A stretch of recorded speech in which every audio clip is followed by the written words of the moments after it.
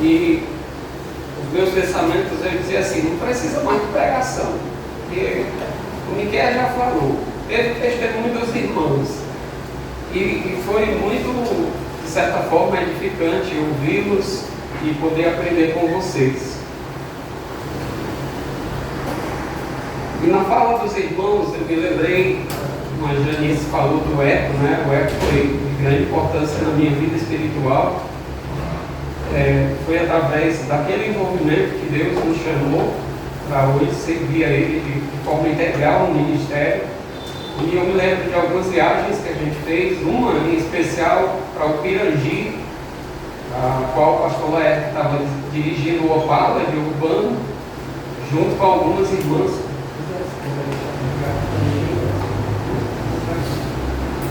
Junto com algumas irmãs, e creio que a irmã Carmita estava também, e eu vim atrás com o Dr. José e alguns irmãos na Belina de Urbano. E quando a gente olhou, o carro tinha descido uma ribanceira, estava cheio de gente. Aí a gente disse, o que foi aquilo?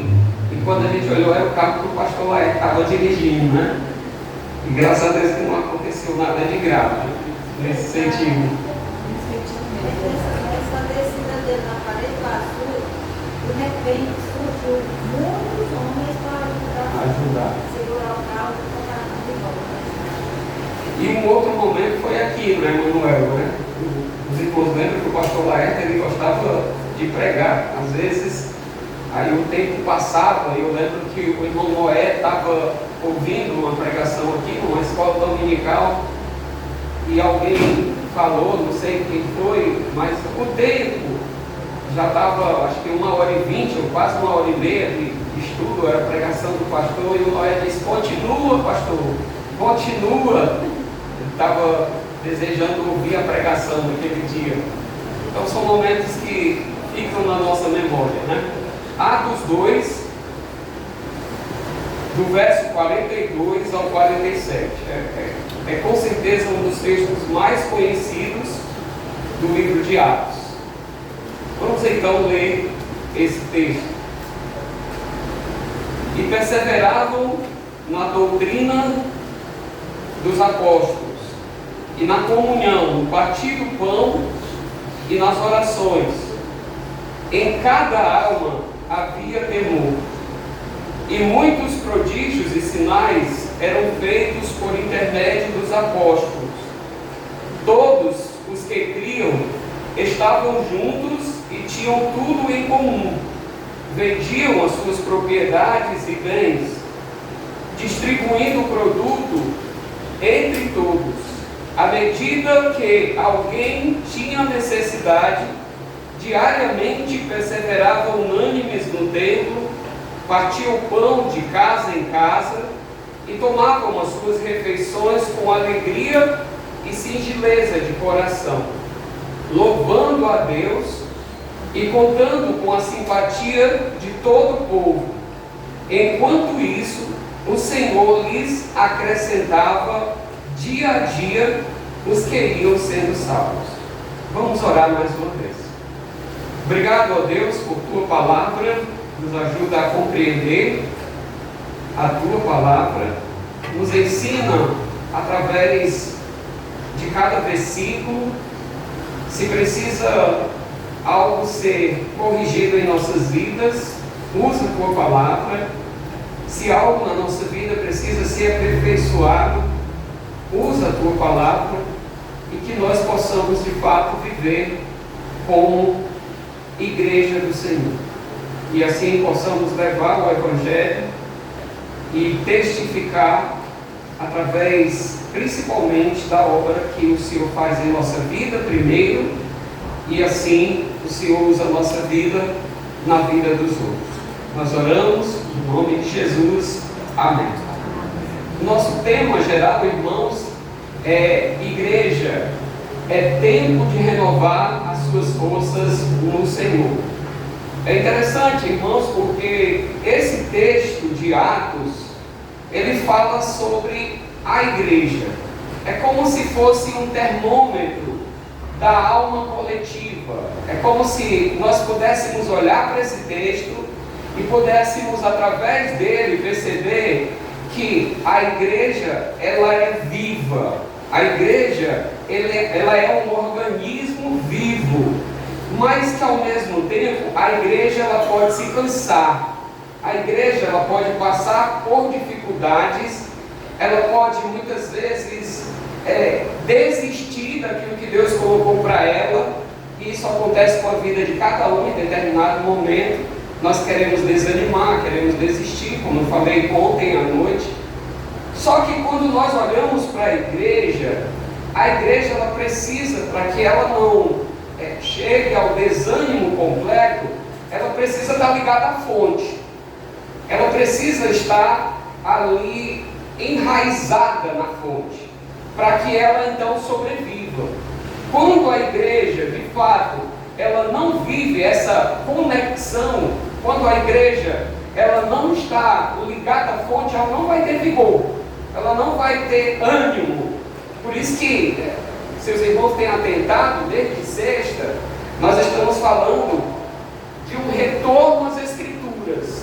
Nós precisamos voltar às Escrituras. A ideia é essa.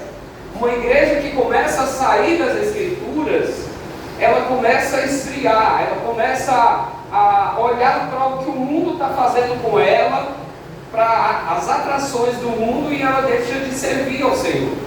Por isso que todo avivamento, ele não começa com pintar a parede, não que isso é pecado, colocar luz, não que isso é pecado, colocar determinado tipo de instrumento, não que isso é pecado, mas todo avivamento começa com o retorno às Escrituras. Se eu quero de fato ter uma vida avivada, eu preciso retornar à palavra de Deus. Por quê? Uma igreja cheia de vigor, ela é cheia de vigor porque ela está conectada à fonte. Não existe vida cristã sem relacionamento com o Senhor. Foi lido um texto, eu acho que pelo irmão Miguel, na direção dele, que esse texto diz assim: mas os que esperam no Senhor renovarão as suas forças, subirão com asas como águias, correrão e não se cansarão, caminharão e não se fatigarão. A ideia é que eu estou ligado ao Senhor, só que aqui cabe um diagnóstico, e dentro desse diagnóstico nós podemos ver 5 palavras com a letra D, que devem levar eu e você a pensar um pouquinho melhor. A primeira palavra é desigrejados. O desigrejado é aquele que tenta viver uma fé solitária. Geralmente ele está fora da igreja, ele não está em nenhuma igreja, ele está sozinho, e ele quer viver essa fé sozinho. Só que existem muitos desigrejados dentro da igreja, porque esse processo ele começa dentro da igreja. E um texto que combate isso, os irmãos sabem de cor e salteado, é Hebreus 10 e 25, que diz que a gente tem que congregar, que a gente tem que viver a koinonia, a comunhão uns com os outros. A próxima palavra aí é desinteressados. É aquele tipo de crente que terceiriza a obra de Deus. Ele esquece do corpo e tudo ele quer que os outros façam, mas eu não quero fazer. É aquele tipo de pessoa que só quer usufruir. Deixe-me dar um exemplo desse tipo de crente. É aquele crente que não serve na igreja, que não dizima, que não oferta, mas que ele quer ter cadeiras boas para ele sentar. Ele quer um ambiente bom para ele estar ali. Ele quer que os ar-condicionados estejam ligados. Ele quer que ele consiga ouvir a pregação sem nenhum problema nos ouvidos. Esse tipo de pessoa está dentro da igreja. Só sabe reclamar, falar, mas de fato não tem um interesse de servir. E uma maneira de combater esse tipo de pessoa é levando essa pessoa a entender que ele faz parte do corpo. Lá em 1 Coríntios diz que nós somos um corpo, mesmo que individualmente nós somos membro, mas nós somos um corpo. Isso significa que, como membro do corpo, imagine só, a minha mão, se ela não está ajudando o corpo, ela vai prejudicar o corpo. Se ela age com desinteresse, eu não vou poder servir ao corpo. Mas temos uma terceira palavra aí: desmotivados. É aquela pessoa que perdeu o primeiro amor. Está vindo aos cultos, participa dos cultos, mas não há mais amor. Ouve as pregações, às vezes, dependendo da pregação e do pregador, sente algo, mas é algo só momentâneo. Não é algo que é contínuo, não é algo que é crescente. É algo que simplesmente leva aquela pessoa a pensar e refletir: eu já vivi assim, mas isso aí é só fogo de palha, viu? Daqui a pouco você vai chegar na minha situação. Entende o que eu estou dizendo? É como se eu jogasse um balde d'água no novo convertido. É como se eu jogasse um balde d'água em alguém que está desejando fervorosamente servir ao Senhor. Mas aí tem o quarto aí, né? Desorientados. Não há visão. O povo ele vai se corrompendo. Não há compromisso. E aqui cabe um ponto ao que eu falei ontem à noite. Eu preciso saber da minha identidade em Jesus. Se eu tenho uma identidade em Jesus, eu preciso renovar essa identidade. É interessante porque em Provérbios 29 e 18 vai combater essa pessoa que é desorientada. Vai levar essa pessoa a viver uma vida de fato que agrada ao Senhor. E o quinto aí, na verdade o quarto que eu pulei, né? Desobrigados. Essa pessoa foge da responsabilidade da membresia. E eu tenho estudado, irmãos, muito sobre isso. E estudado de uma forma que isso tem trazido mudanças na minha perspectiva de ministério. Eu entendo que todo crente tem que servir na igreja. Eu entendo que todo crente que é membro tem que servir na igreja. Não existe nenhum crente que pode abrir a boca e dizer assim: eu não recebi nenhum dom de Deus, eu não tenho capacidade de servir na igreja. Se você está dizendo isso, ou se você encontrar alguém dizendo isso, você pode dizer assim: você está mentindo, porque todo crente é capacitado por Deus para servir. Então seria interessante, quando se pensar na membresia, quando o crente for entrar na membresia da igreja, fazer uma pergunta assim: qual é a área que você vai servir?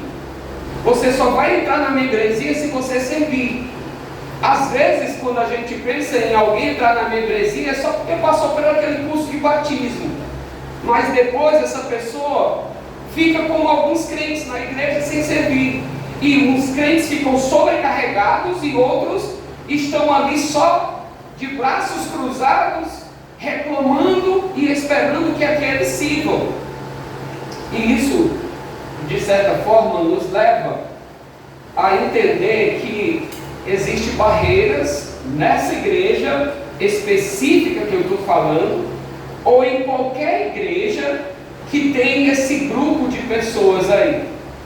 E um ponto, irmãos, que eu queria ainda observar com vocês é que essas barreiras levam a outras barreiras, pelo menos 3 barreiras.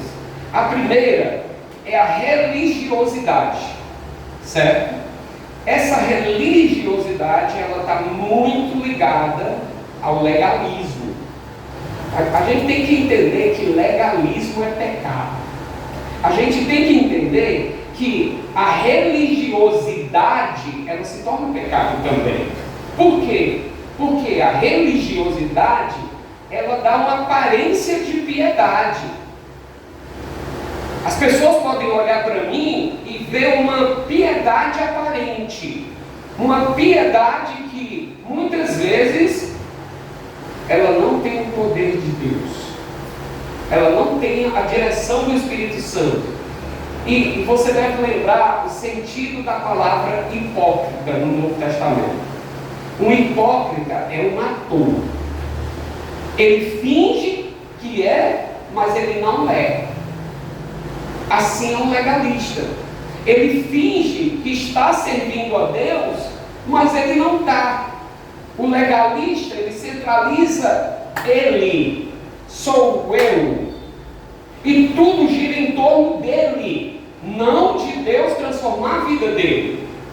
Por isso que a religiosidade é uma barreira para o renovo.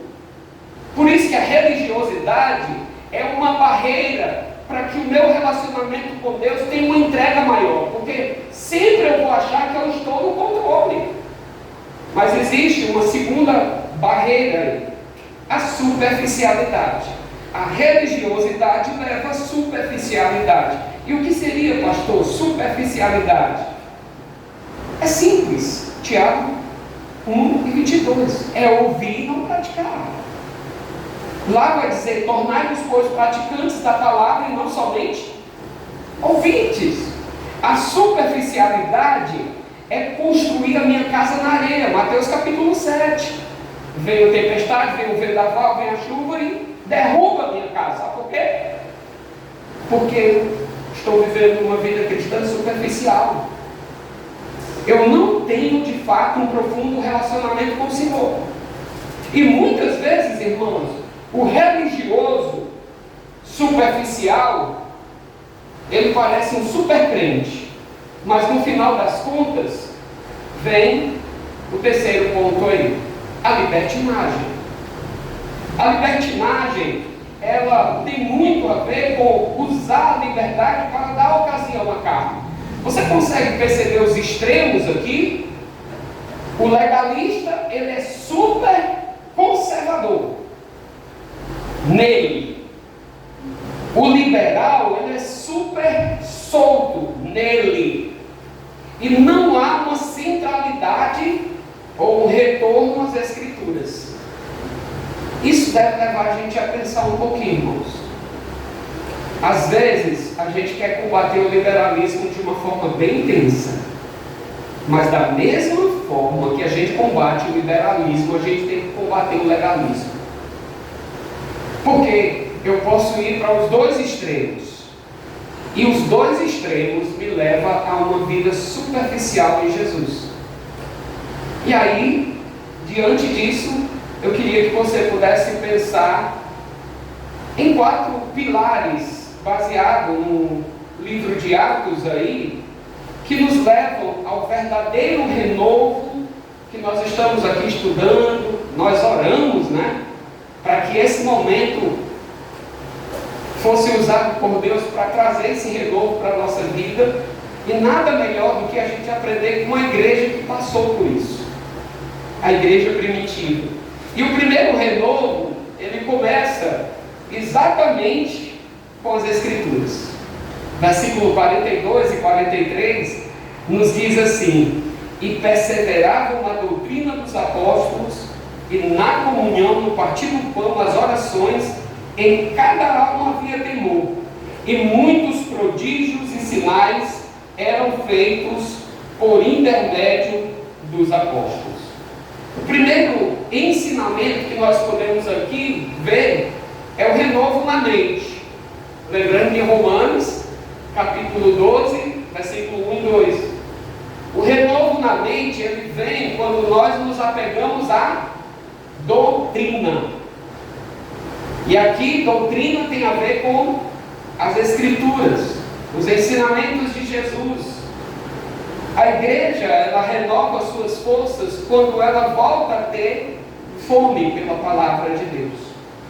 Quando nós olhamos para o texto, nós podemos perceber que o texto, ele vai falar de uma palavra grega que nos leva a pensar um pouquinho sobre doutrina. O texto vai dizer que perseveravam na doutrina. A ideia de perseverar na língua grega que foi escrita é alguém ser forte. Perseverar é alguém que persiste. E quando nos é dito perseverar na doutrina, a ideia é que através dessa perseverança na doutrina, ou doutrinariamente, isso nos indica que o renovo não é um insight, não é algo tipo momentâneo. Rapaz, vai para tal lugar que tu vai ter um renovo, ou faz isso que tu vai ter um renovo. Não é algo místico ou súbito. De fato, o renovo, ele é resultado de uma força aplicada continuamente em uma direção específica. O texto diz que eles perseveravam na doutrina.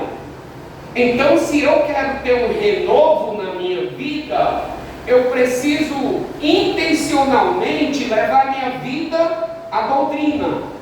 Eu preciso todos os dias fazer com que minha vida ela seja conduzida, ela seja forte, ela seja persistente na doutrina.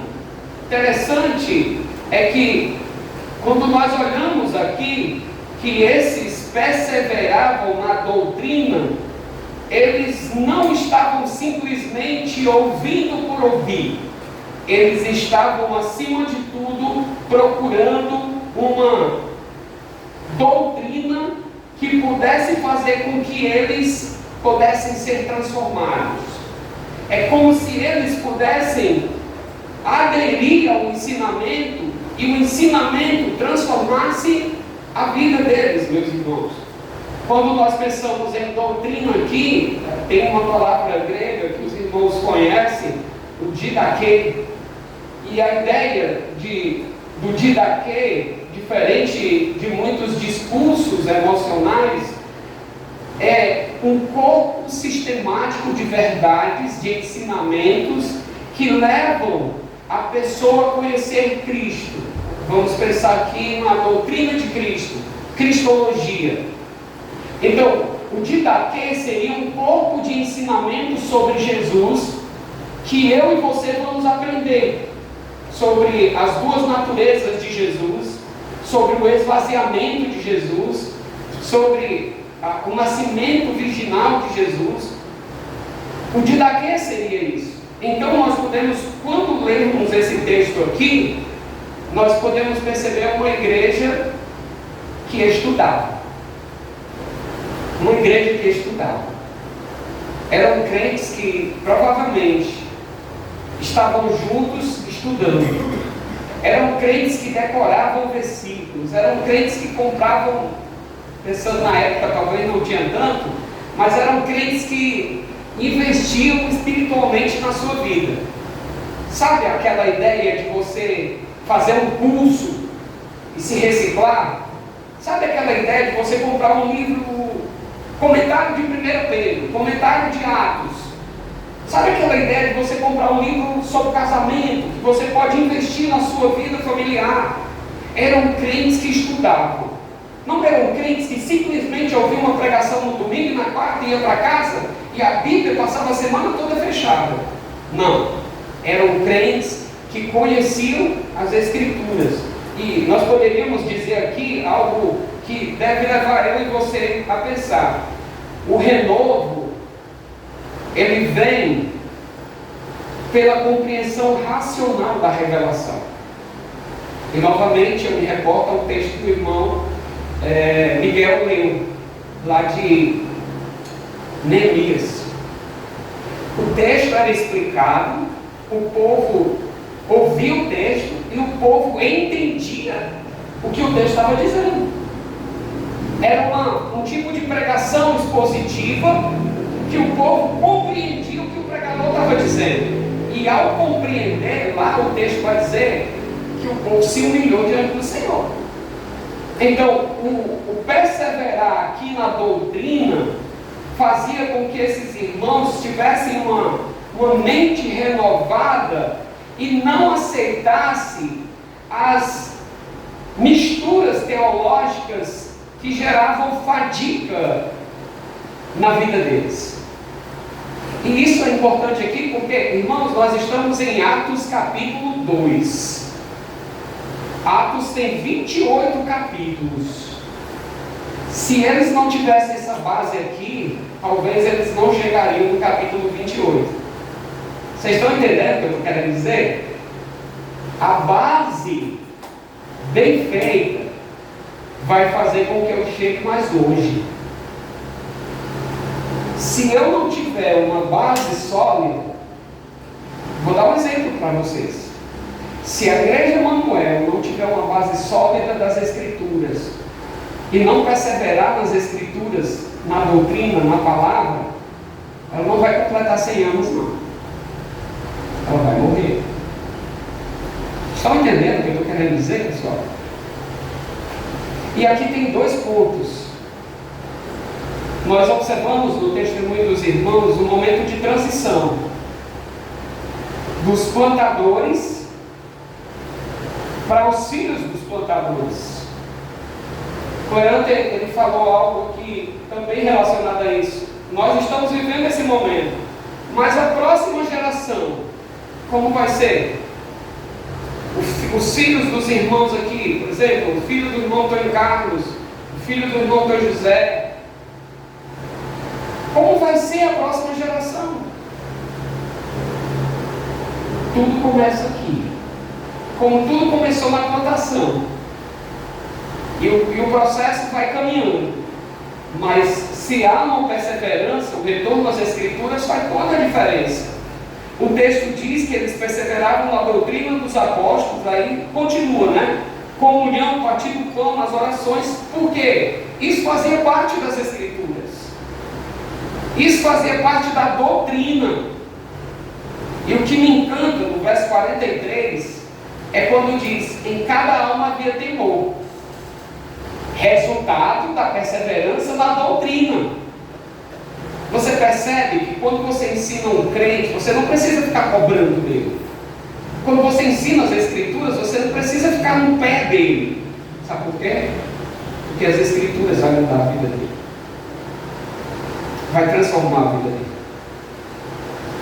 Eu recordo com os irmãos de um texto que a gente decorou aqui no passado. Aquele texto que diz assim: desejai ardentemente, como crianças recém-nascidas, o genuíno leite espiritual, para que por ele vos seja dado crescimento. Irmãos, de fato, nós olhando para esse texto, nós podemos perceber que o renovo vem através do genuíno leite espiritual. E uma mente renovada pelas Escrituras vai rejeitar o falso leite, vai rejeitar o falso ensino. Às vezes, você como pai, como mãe, você ensina seu filho e sua filha por um determinado momento. Vai chegar o dia que ele vai para a faculdade ou ela. E você fica com medo, né? Você fica muitas vezes angustiado. O que vai acontecer lá e tal? A faculdade é um antro de perdição ou coisa desse tipo. Eu diria assim, irmão, se você faz o alicerce ali, se você ensina seu filho e sua filha sobre o temor a Deus, sobre a doutrina, o ensinamento, ele pode ir para a cova dos leões. Ele vai defender a fé dele. Ele vai mostrar quem é Cristo na vida dele, ou na vida dela. Então, a permanência doutrinária revela a fome de Deus, e não apenas um desejo subjetivo. A permanência doutrinária revela um desejo de você querer crescer nessa palavra. Era isso que os apóstolos ensinavam, era isso que a igreja primitiva estava aprendendo. Por isso, o renovo na mente pela doutrina, meus queridos irmãos, é um processo de substituição na vida de cada um de nós. Nós precisamos substituir a velha vida, que muita coisa vem dela para a nova vida em Cristo, pelo renovo da mente, e isso passa pela doutrina. Eu preciso me apegar à doutrina. Eu preciso me apegar ao ensino. Isso vai capacitar a minha vida e vai tirar de mim aquela ideia que eu estou no controle. Não sou eu, é Deus. Mas tem um segundo ensino, meus queridos irmãos. O segundo ensino vai nos levar aí ao renovo no coração, que seria a prática da koinonia, da comunhão.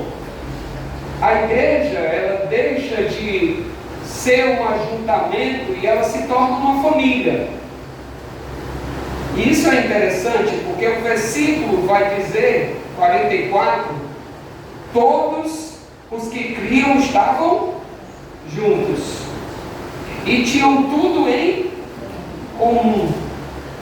Vendiam as suas propriedades e bens, distribuindo o produto entre todos, à medida que alguém tinha necessidade.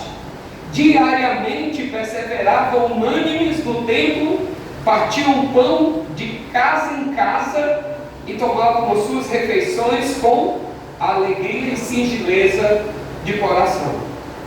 A palavra koinonia é mais do que comunhão. A palavra koinonia vai muito além do lanche depois do culto. Vai muito além disso daí, ou de um bate-papo. A palavra koinonia significa comum. A Almeida, a nova Almeida atualizada, ela traduz bem quando ela diz assim: todos os que criam estavam juntos e tinham tudo em comum. O que é algo comum? Por exemplo, a nossa fé é algo comum a nós. O nosso tempo de reunir aqui é algo comum a nós. Então, algo comum a todos, isso envolve a koinonia. E é interessante porque essa palavra, koinonia, ela leva cada um de nós a compartilhar com os outros sem ter medo de compartilhar. Às vezes, nós esquecemos que o compartilhamento não é só nos momentos difíceis, é nos momentos bons também. Deixa eu me lembrar você um versículo simples, mas que fala desse compartilhamento. Por exemplo, a Bíblia diz: chorar com os que choram. Isso significa, tentando esmiuçar esse versículo, isso significa que eu devo compartilhar com você a minha lágrima. Pensa aí, compartilhar com você a minha lágrima. Até a lágrima que Deus deu para nós, Ele quer que a gente compartilhe. Mas lá vai dizer também: se alegrar com os que se alegram. Eu devo me alegrar também. E isso tudo envolve o comum. Isso tudo envolve a koinonia. A ideia é que onde nós estamos desenvolvendo nossa vida com Deus, nós precisamos compartilhar isso. E é muito interessante, irmãos, porque no contexto de Atos, a koinonia significa que o meu é absorvido pelo nós. Não é meu, é nosso. Isso é muito comum no casamento. Não é meu salário, é nosso salário. Não é o meu dinheiro, é o seu dinheiro. E isso envolve a família também. Algo que eu tenho ensinado lá na igreja para a família de maneira geral. Tem 4 estudos sobre mordomia, sobre o crente e o dinheiro. É que o dinheiro não é nosso, é de Deus. Na verdade, tudo que nós temos é de Deus. Mas pensando no dinheiro, e se eu entendo que o que é meu, é nosso, eu vou entender que, pensando no dízimo, na oferta, né? Não é meu, é nosso, eu vou contribuir com os irmãos. Mas pensando no serviço, o meu corpo não é meu, o meu corpo é nosso, é de Deus, eu vou contribuir na obra do Senhor. E tudo que eu tenho é de Deus. Por isso, que se eu tenho um recurso e você tem uma necessidade, esse recurso flui naturalmente para você. Porque nós somos sócios na mesma vida. Nós temos a mesma fé em comum. E muitas vezes, por conta da falta do renovo, eu não vou cooperar na obra do Senhor. Eu não vou me entregar na obra do Senhor. Sabe por quê? Porque lá no fundo, o que é meu, não é nosso. E o texto, ele vai combater isso de uma forma muito forte. O texto vai dizer: todos os que criam estavam juntos e tinham tudo em comum. A ideia é que eles proporcionavam isso na vida dos outros. Havia um desimpedimento. Tem alguma coisa que me impede de ter um relacionamento com você mais profundo em Jesus? Tem alguma barreira que eu estou colocando? Às vezes tem irmãos que chegam na igreja já com o rosto bem fechado. Aí o outro irmão que está na igreja com o rosto bem fechado diz: se ele não vier, eu não vou. Eu só vou se ele vier. E nós que moramos em cidade pequena, Farias Brito é bem pequeno, todos os dias eu vejo os irmãos, na rua, na padaria, em todo lugar. O missionário Wesley deve saber disso também, né? E às vezes vem um irmão na rua, andando de cabeça baixa. Aí eu vou do outro lado da rua, e eu vejo aquele irmão, e eu sei que ele anda de cabeça baixa. É comum dele andar de cabeça baixa. Aí eu vou para o outro lado da rua e abaixo minha cabeça também.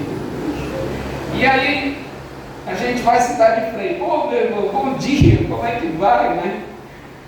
E dependendo do contexto, o irmão vai chegar na sua casa, ou você pode chegar na casa do irmão, e ali a gente toma um café junto, conversa, e a gente tem um tempo, tudo. Às vezes irmãos convidam a gente para ir no trabalho, vem aqui, tudo. O que eu estou querendo dizer com isso, irmãos? É que a gente não deve, ou não deve ter algo que atrapalhe essa abertura de comunhão, essa abertura de algo comum. Às vezes existe algo no nosso coração, uma pedra chamada egoísmo, e essa pedra, egoísmo, ela é dupla. A amargura também no nosso coração, e faz com que o nosso coração ele não ceda, ele não chegue às pessoas, e muito menos ter abertura. Tem alguém aqui que está passando algum problema? Todos nós passamos. Só que muitas vezes a gente passa por aquele problema e a gente não compartilha, não pede oração. Teve um caso de um irmão que estava passando por um sério problema em uma igreja no Centro-Sul. Um líder, diácono, servo, homem extremamente dedicado. Quando encontraram ele tinha se enforcado. Irmãos, nós precisamos uns dos outros, até mesmo nos problemas, nas alegrias também. A gente deve se alegrar quando os irmãos eles são bem-sucedidos também, no seu trabalho, na sua casa. A gente deve se alegrar também nesse sentido. Eu diria, meus queridos irmãos, que essa koinonia, esse comum, seria falar a mesma coisa. E é interessante porque o texto diz: vendiam as suas propriedades e bens, distribuindo o produto entre todos, à medida que alguém tinha necessidade. Diariamente perseveravam unânimes no templo, partiam o pão de casa em casa e tomavam as suas refeições com alegria e singeleza de coração.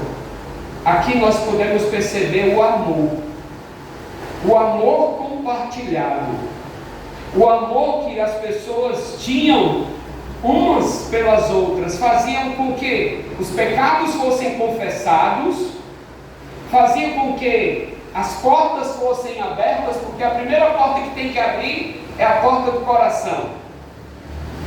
E assim nós poderíamos ter a vida relacional que o Miqueias falou. Nós poderíamos ter a vida na vida. Sabe aquela ideia que Jesus ele transmitiu quando ele sentou na mesa com os seus discípulos? É isso. Nós precisamos disso. Eu diria que a primeira mesa que existiu foi a mesa da Trindade, aonde o Pai, o Filho e o Espírito Santo sentaram ali e eles planejaram eternamente tudo aquilo que culminaria na glória dele. E não pode dizer que eu estou dizendo que lá no céu tem mesa igual a nossa mesa aqui, não, só para os irmãos entenderem, porque a mesa representa comunhão. Então, eu diria que, em outras palavras, quando eu e você confessamos, limpamos as pedras que envolvem o orgulho, que envolve muitas vezes a soberba, nós tiramos a amargura de nós criamos um ambiente para a coinonia. Deixa eu fazer uma pergunta para vocês, mas respondam no coração, tá bom? Não vá ser aquele irmão que o coração fala tão mal, porque ele diz, é isso, né? O Pedro da vida, né? Responda no coração. A igreja Emanuel, ela tem um ambiente comum. Responda no coração, pelas barbas do profeta. Ela tem um ambiente de coinonia. O tirar essas pedras que muitas vezes estão atrapalhando. E você pode então chegar ao irmão e falar com o irmão.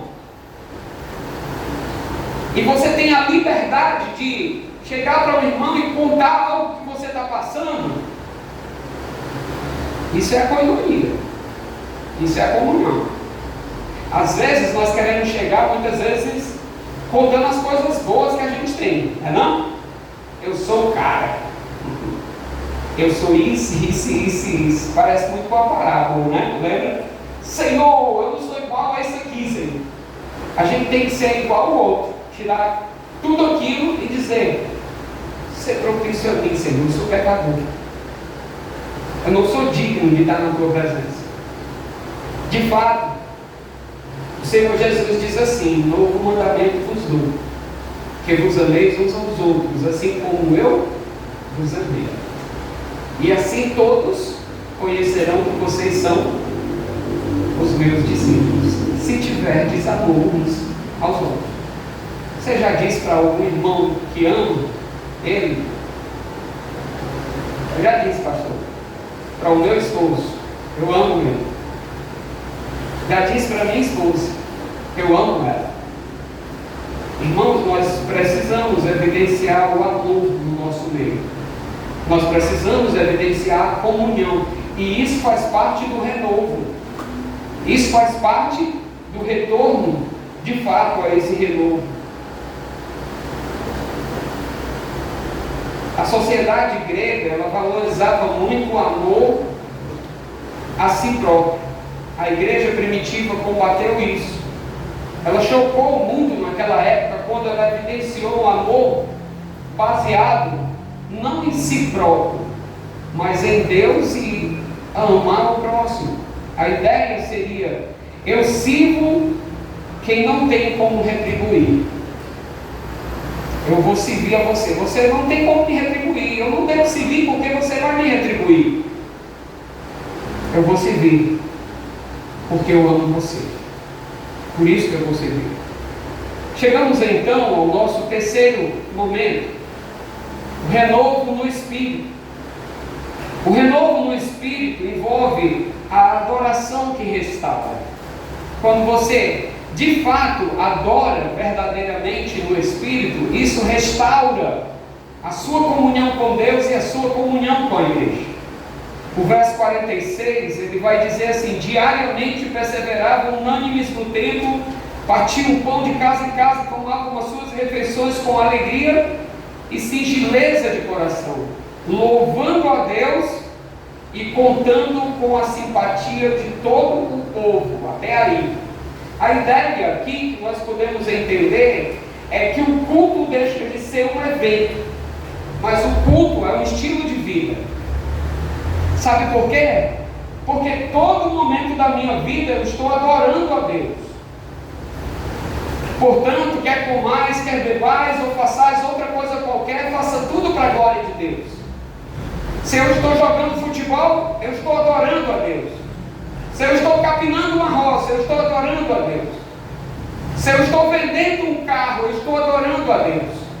Se eu estou consertando o fogão, eu estou adorando a Deus. Se eu estou trabalhando numa escola, eu estou adorando a Deus. Se eu tenho isso em mente, a minha vida é uma adoração constante. Eu não preciso estar aqui para adorar e dizer que a minha adoração é só aqui. Entende isso, irmãos? Isso faz toda a diferença. Porque eu não me prendo a um lugar. E aí eu queria que você lembrasse da mulher samaritana. Os judeus dizem que é aqui, os samaritanos dizem que é ali. Como adorar a Deus? Jesus diz: os verdadeiros adoradores adorarão o Pai em espírito e em verdade. É interessante isso, porque eu estou reorientando a minha vida para que eu entenda que mesmo na cova dos leões eu posso adorar a Deus. Mesmo atravessando o mar vermelho, eu posso adorar a Deus. Lavando os pratos, eu posso adorar a Deus. E eu diria, irmãos, queridos irmãos, que se eu entendo a magnitude de Deus, se eu entendo que Deus, Ele está pensando na na onipresença de Deus, se todo lugar está presente a Deus, eu posso adorar de onde eu estou ao Senhor. Eles aqui estavam louvando a Deus e contando com a simpatia de todo o povo. Eles estavam se reunindo em casa. Poderíamos pensar que aqui seria o Gedil, lembra do Gedil? Ou os pequenos grupos de estudo bíblico.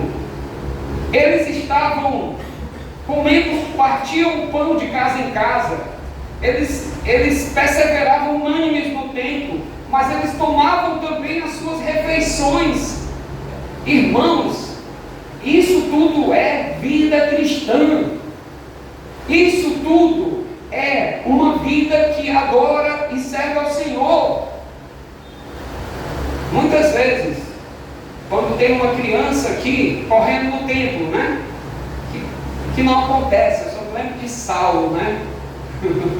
Saulo está morando no Crato. Quase toda semana eu vejo Saulo. Mas a gente muitas vezes diz assim: criança, não corra aqui no templo, né? Que aqui é santo. Lá no fundo, a gente está levando as crianças a pensarem que só tem esse lugar que é santo. Ali não é não. E em outro lugar não. E criança gosta de correr mesmo. A gente foi criança, tem alguns aqui que não lembram mais, né? Mas a gente foi criança e a gente corria também, né? E o que eu estou querendo dizer com isso? É que na igreja primitiva, o temor veio, e esse temor fez com que a igreja percebesse que Cristo, Ele está em todo lugar, e que as pessoas poderiam adorar esse Cristo e servir a esse Cristo, mas não só que Ele está em todo lugar, mas que Ele está conosco todos os dias até a consumação do século. Nós não estamos sozinhos, nunca nós estamos sozinhos. Mesmo que no evangelismo, que você sai sozinho, Ele está contigo, você não está só, Ele sempre está presente. E a ideia que a gente pega aqui da palavra temor é essa: o temor a Deus engole todos os outros medos, porque quando nós tememos a Deus, nós não precisamos temer mais nada. Não precisamos temer mais nada. E aí eu diria que dentro desse ponto, para a gente caminhar para o fim, havia restauração de energias. Quantas vezes eu lembro da nossa ida ao Caro, ontem vai lembrar muito bem disso, né? Que os irmãos estavam tão sedentos ali, naquele período de início, que eles iam lá para aquela casa de urbano que a gente ficava, e aí tinha hora que a gente tinha que botar a vassoura de trás da porta, né? Que o pessoal disse que quando bota a vassoura de trás da porta, o povo sai mais rápido para ir dormir, né? A gente ficava até tarde ali, conversando sobre a Bíblia, né? Teve aqueles momentos, havia aquele desejo, e isso tudo fazia com que eles tivessem coragem, porque naquele período, as meninas aqui, Graça e Sandra, vão saber de maneira mais forte, havia muita perseguição, era algo novo que estava chegando ali, né? É como se a gente está pregando lá em Dom Quintino, que é um lugar extremamente idólatra. As pessoas que têm ido para o trabalho, o trabalho de plantação lá, têm medo do que o povo vai dizer. Mas a partir do momento que essas pessoas conhecem a Deus, suas vidas vão sendo transformadas, e assim essas pessoas vão fortalecendo sua identidade em Jesus Cristo. Vai sendo colocado no coração delas uma memória, a memória da cruz. E essa memória da cruz faz com que elas sejam lembradas de que o acesso a Deus foi pago pelo sangue do Senhor Jesus Cristo, certo? E aí, queridos irmãos, chegamos no nosso último momento. O renovo da missão, ou na missão, isso vai envolver o evangelismo como fruto, que é o que diz a parte final do 47. Enquanto isso, o Senhor lhes acrescentava dia a dia os que iam sendo salvos. Tremendo aqui, né? Uma igreja renovada, ela vai transbordar Cristo naturalmente. Naturalmente. E eu diria que isso tem muito a ver com a saúde espiritual. Eu diria que isso tem a ver com a saúde espiritual da igreja. Os crentes vão querer evangelizar, mas eles vão evangelizar sem saber que estão evangelizando. O texto vai dizer que o Senhor acrescentava dia a dia os que iam sendo salvos. Isso é resultado da ação divina. O crescimento é a consequência. Quando há um renovo, Deus vai trazer pessoas aqui. Por quê? Porque os crentes que estão indo para suas casas, seu trabalho, para suas ruas, eles estão em paz com a sua vida com Deus. Aí as pessoas vão chegar para você: ei, o que aconteceu com a tua vida? Você vai dizer: rapaz, Jesus mudou minha vida. Jesus mudou minha vida. E aí, as pessoas vão ver essa mudança na sua vida e vão querer saber. Eu me recordo de Atos capítulo 17, quando Paulo pregou em Atenas. Quando ele pregou na praça ali, todo mundo queria saber. Levam ele para o Areópago. E ele prega no Areópago. Talvez eu e você não pregaria lá, né? Mas ele pregou. E ele pregou no Areópago, e lá teve pessoas que se converteram. Ou seja, quando eu e você vivemos o renovo de Deus em nossas vidas, as pessoas vão ver, as pessoas vão observar. Mas enquanto nós formos crentes que de fato não tem esse renovo de Deus, a missão de Deus vai ficar muito difícil para a gente realizar. Mesmo que a gente tenha uma boa doutrina, mesmo que a gente tenha um bom local, mesmo que a igreja seja uma igreja muito localizada, eu não vou fazer, sabe por quê? Porque eu estou firme. Eu não tenho prazer de evangelizar. Eu não tenho prazer de cumprir a missão. Interessante aqui é que a igreja primitiva, ela se tornou um ambiente de atração. É como se ela fosse um imã. E ela atrai isso, mas claro que isso é Deus. A igreja primitiva não tinha um templo bonito. A gente deve lembrar disso.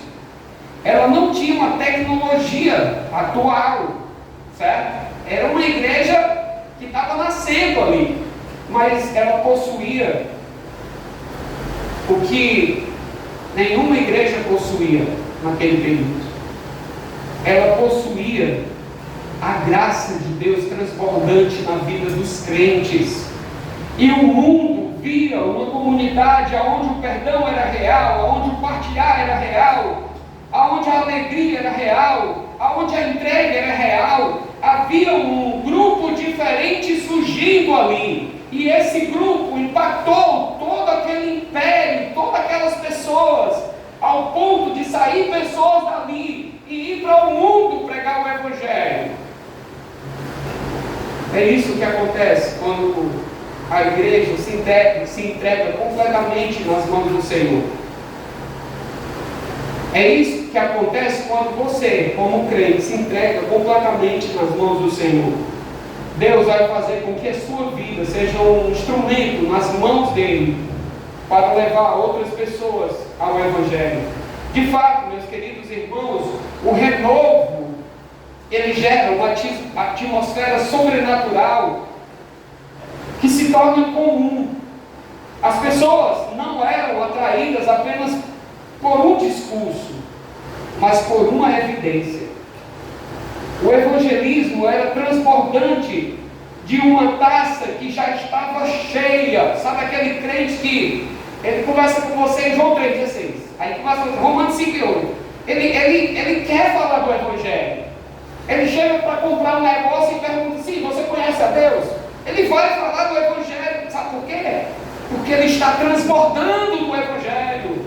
Porque Deus está enchendo a vida dele com a palavra. E ele não vai ter vergonha, porque o temor dele é a Deus. E ele vai entender que ele tem que cumprir uma missão: levar o Evangelho. A saúde, ela gera reprodução. Se eu e você temos uma saúde boa, nós vamos reproduzir. E isso não é diferente da vida cristã.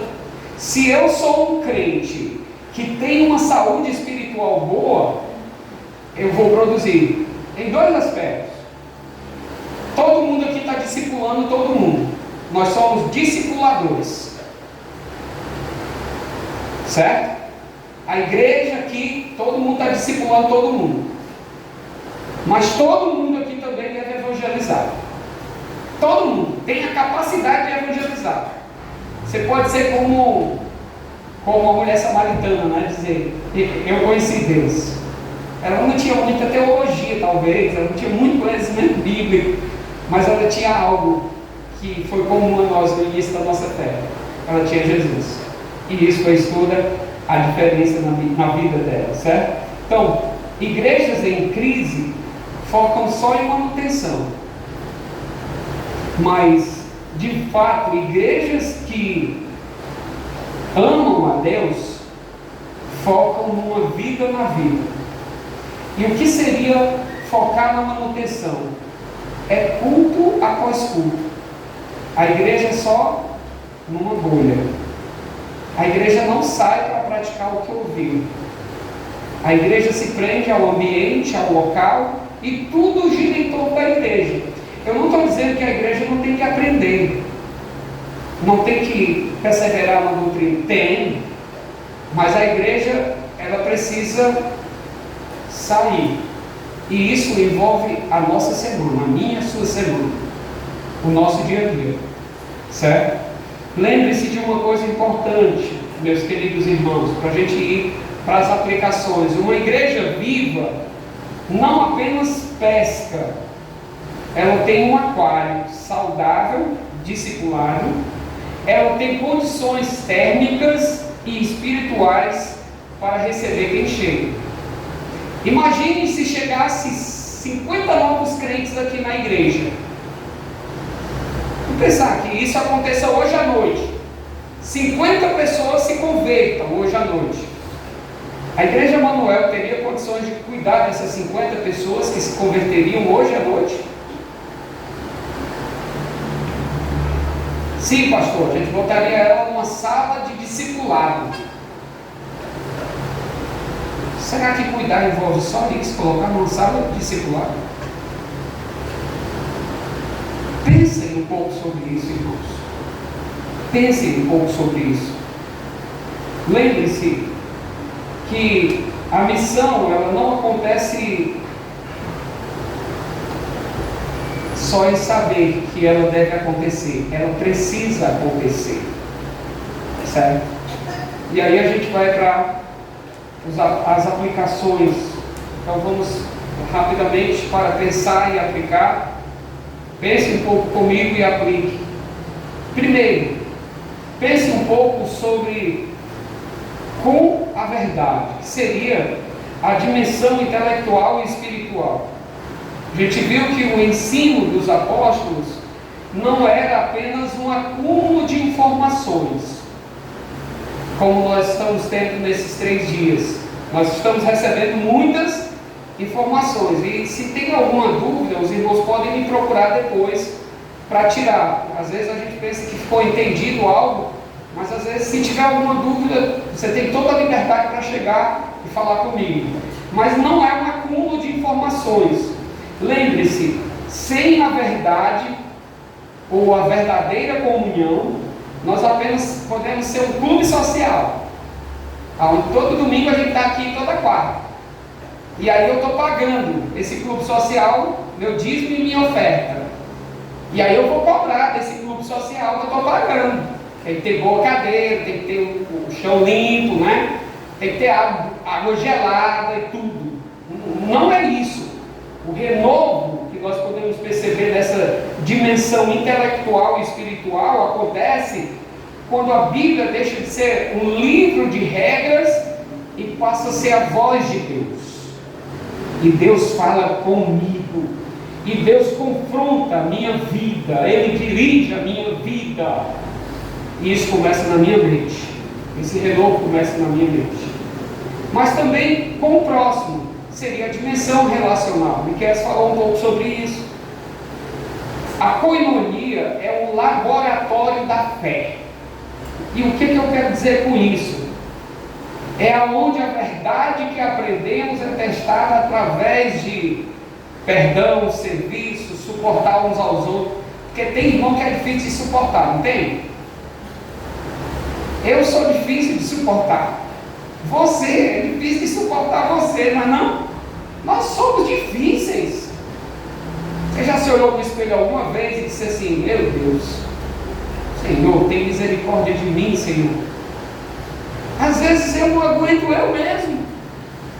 Deus tem agido com misericórdia com a minha esposa, que ela tem aí 31 anos me suportado, né? 32. Aí a ideia, sabe o que é, meus irmãos? A igreja nos ajuda a crescer junto. Eu vou errar com você, você vai errar comigo, mas aí tem o perdão, tem o amor. Ninguém aqui é perfeito. E se tiver algum perfeito aqui, vá para o céu, porque lá é lugar de perfeição. Aqui ainda é lugar de imperfeição. E nós vamos caminhar nessa imperfeição. Por isso nós precisamos uns dos outros.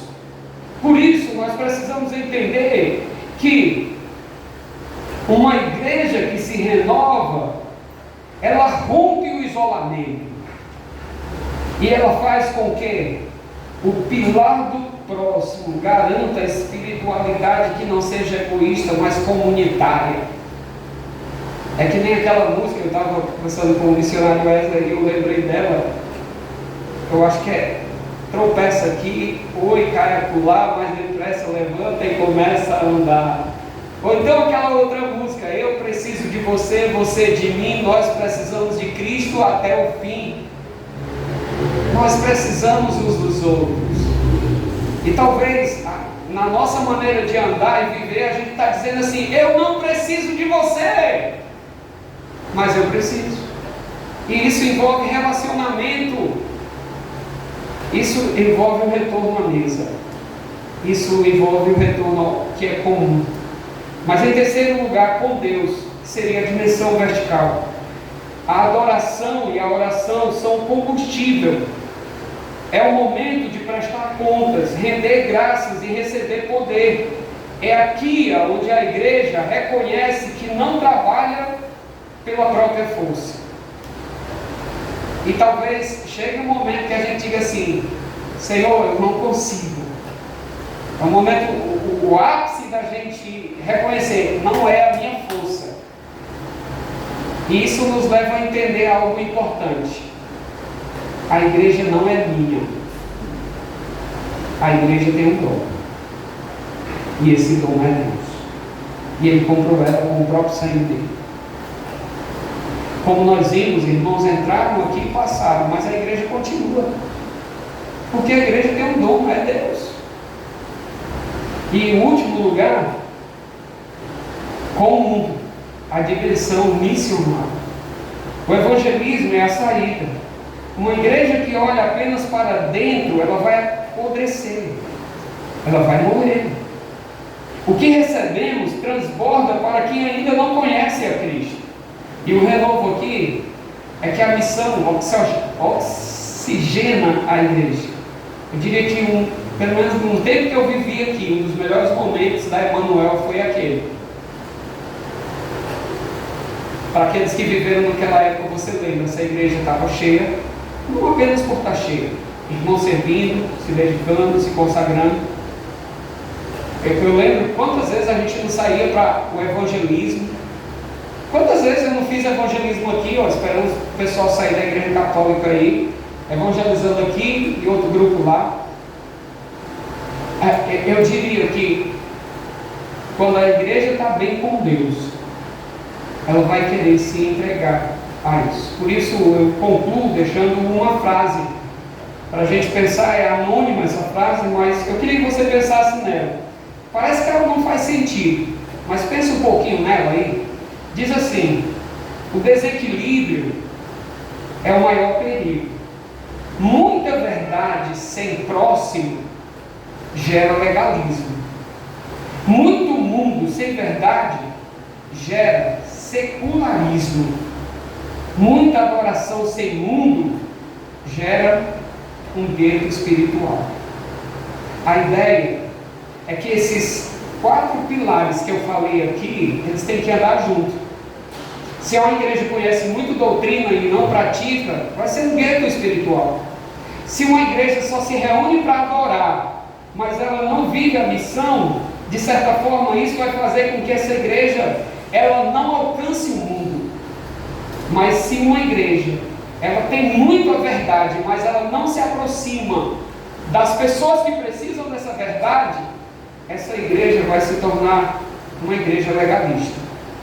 Que Deus nos dê a graça de poder, através do que nós ouvimos, encontrar lições para um renovo na minha vida, pessoalmente na minha vida. E isso vai fazer a diferença, porque começa em mim, não começa no outro, começa em mim. E daí a gente vai caminhando juntos. Vamos orar. Obrigado, Senhor, por Tua palavra. Obrigado porque através desse texto nós podemos experimentar o renovo que aconteceu na igreja primitiva. E que grandes lições nós aprendemos hoje para as nossas vidas. Lições essas que devem levar cada um de nós a refletir sobre essa renovação que vem do Senhor. Uma renovação que trabalha o ensino, trabalha de certa forma o temor, trabalha a comunhão e trabalha também a missão. Nos ajuda, Senhor, a buscarmos em Ti forças para que nossas vidas sejam mudadas e que ao saber de tudo isso se torne uma prática comum no nosso meio. Essa é a minha oração e o meu pedido, em nome de Jesus. Amém.